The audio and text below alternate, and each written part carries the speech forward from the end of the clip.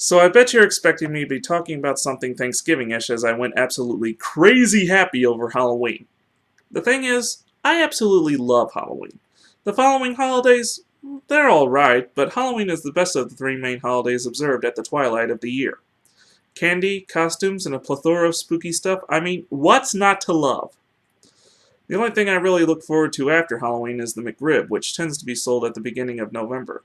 Which is kind of odd considering that, as far as I'm aware, it was first sold to tie in a summer film from the mid-90s. By the way, that's not an endorsement. I just really love the sandwich. I won't endorse anything unless I'm, of course, paid enough to. So yeah, I'll mention the wonderful barbecue pork sandwich that I love, but not where you can purchase it from. Which is kind of pointless anyway, considering it is obvious. So what am I going to talk about? Well, I made mention before that one of the Penguin Rockers asked for me to list off my favorite characters. And I better do that before said viewer unsubscribes, and while I'm still unpopular enough on YouTube to actually take requests. First off, let me explain that I'm not going to focus on main characters here, but rather side characters. Why? Because I believe stories have some unsung figures that drive the story along. For every Skywalker, there's an Ewok that took out a stormtrooper. For every Harry Potter, there's another student at Hogwarts who fought a Death Eater. And that's what this section will be dedicated to, side characters of TV and movies who are my favorite because they somehow influence the plot. So, where do we start? Ooh, I know. Daniel Clamp, as portrayed by John Glover from Gremlins 2, The New Batch. If you haven't guessed it by now, what with how often I mention and make reference to it in my past videos, Gremlins 2 is probably one of my absolute favorite movies ever. You may be wondering, why? It's a horrible movie, and it's quite possibly one of the worst sequels ever made.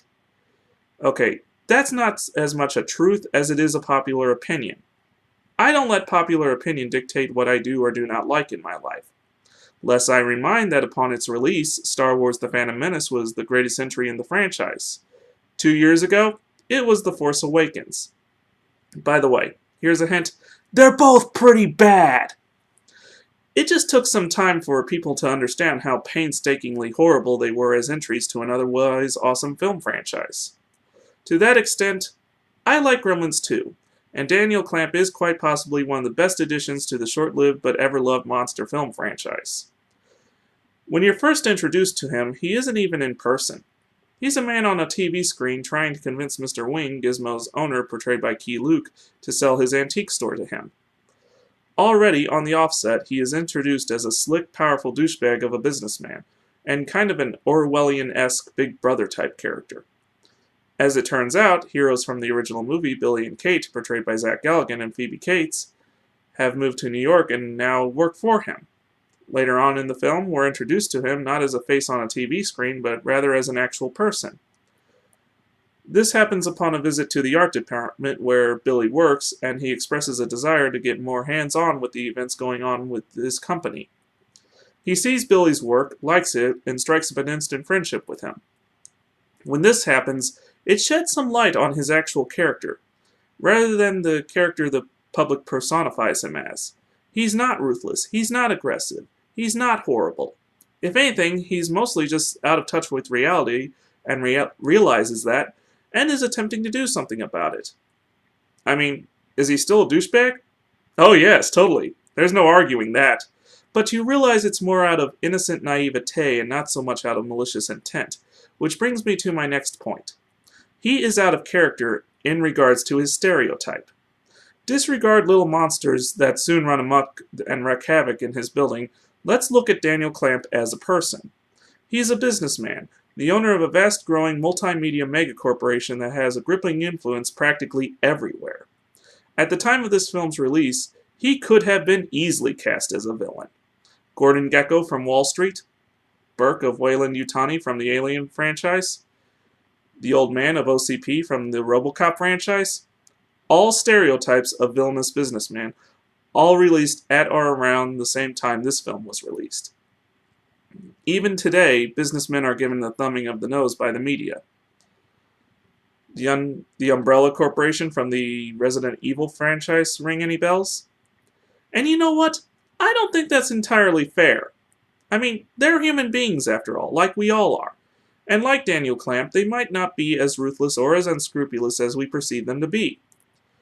In actuality, they might just be too out of touch for their own good. And that's saying something about John Glover, too, the actor portraying him, who is also often cast in villainous roles. The top two that come to mind is Lionel Luthor from Smallville, which is another villainous businessman, might I add, and the Devil from the short-lived TV show Brimstone. It's kind of refreshing to see him play against type, as his character is playing against stereotype. Ultimately, though, what I like best about him is that by the end of the movie, he does try to take away something from the events that occurred in the movie. Does he succeed? Not really, but I'll give him some credit for effort. After all, it's difficult to take something away from an attack of creatures bent on destruction, disorder, and mayhem. Hey, did you enjoy this entry? Click like. Would you like to be part of the ever-growing Penguin Rocker community and view more entries in the future? Click subscribe. Have any suggestions for future episodes? Comment below. I'd be happy to hear from you. I'm Mike, and this has been a Penguins Rock production.